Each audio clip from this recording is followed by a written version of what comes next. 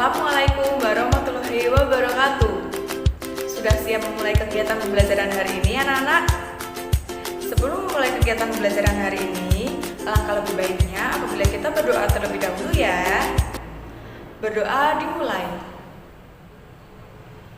Berdoa selesai. Selamat pagi anak-anak. Bagaimana kabar kalian hari ini? Semoga semuanya sehat selalu ya. Kemarin kita sudah belajar tentang apa saja anak-anak? Iya, kemarin kita sudah belajar tentang langkah gerakan tangkisan pada pilar Islam. Lalu kita sudah belajar tentang pentingnya membatasi penggunaan sumber daya alam dalam kehidupan sehari-hari. Dan kita sudah belajar tentang bagaimana menilai suatu cipta. Hari ini kita akan belajar tentang berpendapat mengenai sikap tokoh dari suatu teks cerita. Lalu kita akan belajar tentang pengenalan sila kedua Pancasila. Dan juga kita akan belajar tentang luas dan keliling bangun gabungan. Sebelum memulai kegiatan pembelajaran hari ini, yuk kita menyanyikan lagu nasional dulu.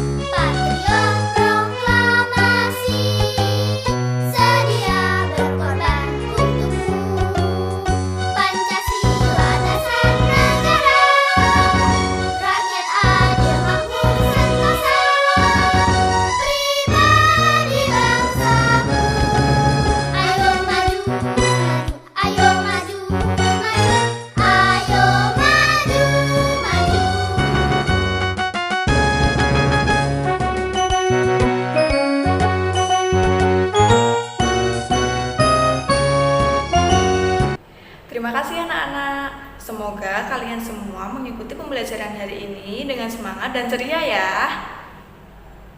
Sekarang coba kalian amati gambar di samping ini. Siapa yang ingin menjadi dokter? Apa saja ya yang dilakukan oleh seorang dokter? Dan sikap apa yang harus dimiliki oleh seorang dokter? Nah, untuk mengetahui lebih lanjut, sekarang coba kalian buka buku tema 4 kalian pada halaman 76. Kita baca bersama ya, teks dengan judul Hebatnya Dokter Kami. Hebatnya dokter kami. Ia adalah Dokter Ana, seorang dokter muda yang sederhana dan terampil. Ayahnya mantan kepala desa kami yang telah meninggal dunia. Dokter Ana baru kembali ke desa kami 2 tahun lalu, setelah 10 tahun lebih merantau ke kota. Ia memperoleh beasiswa di Fakultas Kedokteran dan setelah lulus ia praktik di Rumah Sakit Umum Kabupaten setelah lulus. Semenjak ia pulang dan praktik di Balai Kesehatan Desa, aku sering mendengar perbincangan warga yang heran atas keputusan Dokter Ana untuk kembali ke desa. Bukankah penghasilan sebagai dokter di kota jauh lebih besar? Pada ayahku, Dokter Ana bercerita bahwa cita-citanya menjadi dokter dulu muncul karena melihat kesadaran hidup sehat masyarakat desa yang sangat rendah. Sungai dipakai untuk mandi, mencuci, kakus, lalu airnya dikonsumsi. Hasil bumi dan peternakan tidak dimanfaatkan untuk membentuk pola makan sehat. Warga lebih suka menjualnya ke kota dan uangnya dipakai untuk membeli makanan instan. Selama praktik di kota, Dokter Ana terbayang terus kondisi desanya. Ia merasa bahwa seharusnya ilmu yang dimilikinya sebagai seorang dokter bisa bermanfaat untuk kampung halamannya sendiri. Jadi Pak Andri, saya ini pulang untuk memenuhi niat saya ketika menerima beasiswa, yaitu menyejahterakan warga desa tempat saya lahir dan dibesarkan. ujar Dokter Rana pada ayahku. Sejak pulang, Dokter Rana memang aktif membina para remaja dan keluarga muda. Ia memberikan penyuluhan tentang pentingnya mencuci tangan, memasak air, pola makan sehat, dan imunisasi. Baginya, generasi muda adalah perantara terbaik untuk menyampaikan misi meningkatkan kesadaran hidup sehat masyarakat desa. Sebagai anak kepala desa, Dokter Rana sering mendengar cerita almarhum ayahnya bahwa banyak warga takut berobat karena tidak mampu membayar. Tak ingin hal itu terjadi, maka diumumkannya bahwa warga dapat membayar jasanya dengan sampah. Ya, sampah. Sampah kering jenis apa saja yang bisa didaur ulang. Botol plastik, botol kaca, koran bekas, bahkan kemasan bekas diterima oleh Dokter Rana. Cara ini membuat warga aktif dan bijak mengelola sampah. Sungguh kreatif dan cerdas cara Pak Dokter mendidik warga. Seperti mendiang ayahnya, Dokter Rana menjadi sosok yang dicintai warga desa. Ia menjadi teladan melalui dedikasi, tanggung jawab, dan kerendah hatiannya dalam menolong warga. Apabila aku besar nanti, aku ingin seperti Dokter Rana. Akan ku kerja cita-citaku menjadi guru, dan aku akan kembali untuk membangun kampung halamanku. Apa ya yang dilakukan oleh Dokter Rana untuk warga desa? Mengapa Dokter Rana melakukan itu? Apa dampak dari hal yang dilakukan oleh Dokter Rana bagi masyarakat? Lalu bagaimana perasaan masyarakat terhadap Dokter Rana? Nah, tulislah jawaban dari pertanyaan-pertanyaan berikut di buku tulis kalian ya. Lalu uraikanlah pendapat kalian terhadap sikap tokoh Dokter Rana. Ada yang masih ingat tentang cerita Dayu tidak mau sekolah? Nah, untuk mengingatnya kembali, Ibu akan menceritakan cerita Dayu tidak mau sekolah kepada kalian. Simak cerita Ibu baik-baik ya. Dayu tidak mau sekolah. Dayu adalah temanku. Ia anak yang ramah. Meskipun lama tinggal di Jakarta, logat bahasa Dayu masih sangat kental dengan logat Bali. Hal itu membuat Dadu sering menertawakan Dayu. Dadu sering mengejek Dayu. Hal itu membuat Dayu sangat sedih. Ia menjadi tidak percaya diri untuk bicara di depan kelas. Ia takut ditertawakan Dadu. Hari ini Dayu tidak mau sekolah karena malu. Dari teks cerita tersebut, mengapa Dayu tidak mau pergi ke sekolah? Iya, Dayu tidak mau pergi ke sekolah karena Dadu sering mengejek Dayu. Dadu sering mengejek Dayu karena logat bahasa Dayu yang berbeda dengan logat bahasa Dadu. Nah, sekarang coba kalian kaitkan sikap tokoh Dadu dengan pengamalan sila kedua Pancasila. Apakah sikap Dadu sesuai dengan pengamalan sila kedua Pancasila? Ataukah sikap Dadu tidak sesuai dengan pengamalan sila kedua Pancasila? Coba kalian identifikasi ya. Lalu, apa yang harus kita lakukan supaya hal itu tidak terjadi? Iya, kita harus memiliki kesepakatan kelas. Kesepakatan kelas adalah hal-hal yang disepakati oleh satu kelas. Kesepakatan tersebut dibuat atas dasar diskusi bersama. Kesepakatan kelas bertujuan agar semua warga kelas bisa nyaman. Nah, berikut ini adalah salah satu contoh kesepakatan kelas. Sekarang kalian bentuk 5 kelompok. Setiap kelompok berdiskusilah untuk menyusun program kesepakatan kelas dan menuliskan ide-ide kesepakatan kelas supaya tidak ada tindakan saling mengejek, berkelahi, dan tindakan yang tidak menghargai orang lain. Kelompok yang sudah selesai dapat menyampaikan hasil kesepakatan kelas yang sudah didiskusikan. Lalu kita bisa menyepakati ide yang diajukan sebagai kesepakatan kelas. Paman Udin adalah petani yang rajin. Ketekunannya membuat hasil panen melimpah. Ia sekarang punya sawah yang cukup luas. Berikut ini adalah gambar petak sawahnya. Apakah kamu tahu bagaimana menghitung luasan keliling sawah tersebut? Nah, coba kalian berlatih untuk menghitung luas dan keliling sawah tersebut.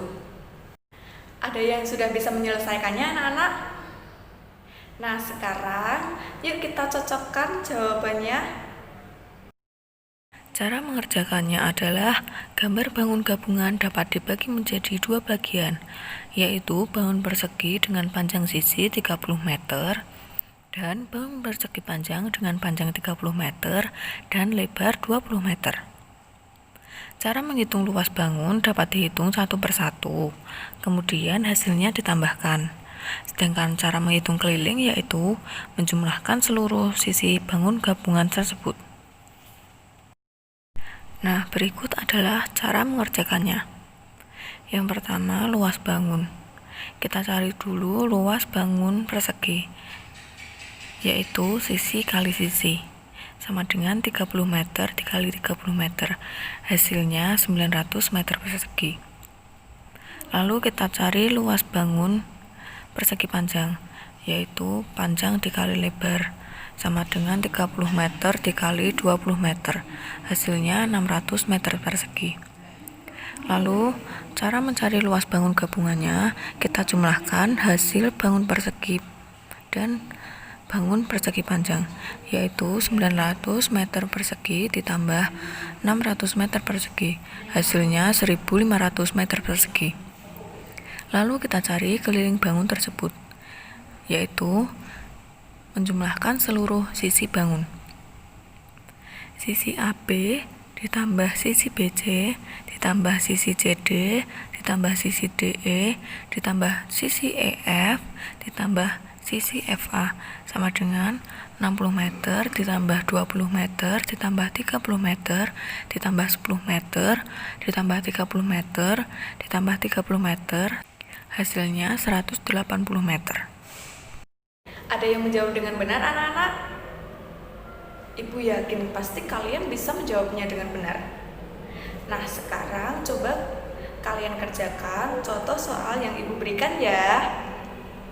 Kalian kerjakan pada buku tulis kalian. Lalu jika sudah selesai, jangan lupa untuk dikumpulkan pada ibu guru ya.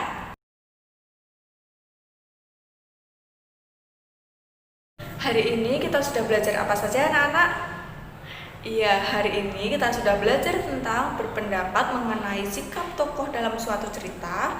Lalu kita sudah belajar tentang pengamalan sila kedua Pancasila melalui kesepakatan kelas. Dan juga kita sudah belajar tentang luas dan keliling bangun gabungan. Nah, sekarang ibu akan memberikan soal evaluasi kepada kalian untuk dikerjakan ya. Jangan lupa kalian kerjakan dengan teliti dan benar ya.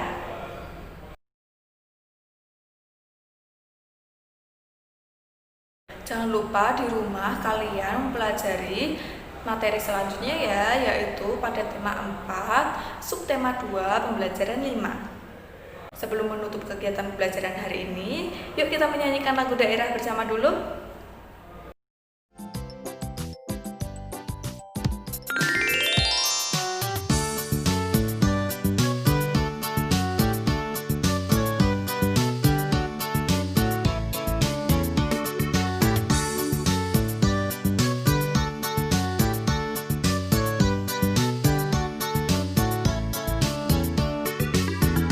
Rasa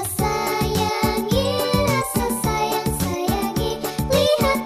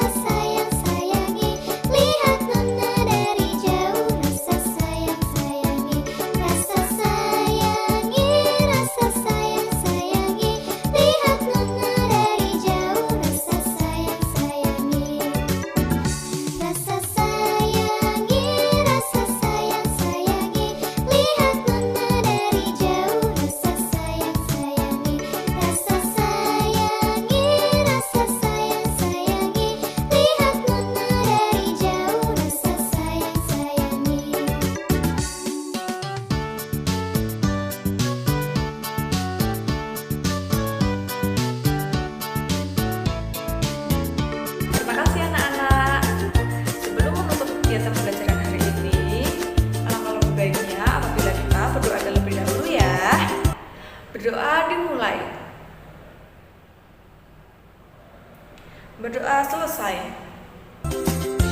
Jangan lupa apabila kalian bepergian dan keluar dari rumah,